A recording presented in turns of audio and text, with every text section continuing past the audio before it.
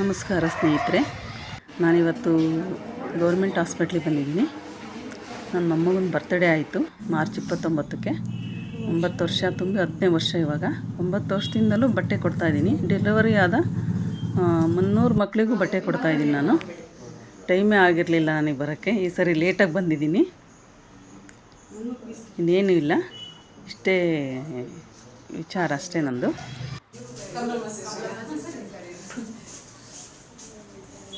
ನನ್ನ ಅಮ್ಮಗನ ಬರ್ತಡೇಯಿಂದ ಒಂದು ಪುಟ್ಟ ಸೇವೆ ಮಾಡ್ತಾಯಿದ್ದೀನಿ. ಡೆಲಿವರಿ ಆದ ಎಲ್ಲ 300 ವರ್ಷಕ್ಕೆ 300 ಮಕ್ಕಳಿಗೂ ಬಟ್ಟೆ ಕೊಡ್ತಾಯಿದ್ದೀನಿ.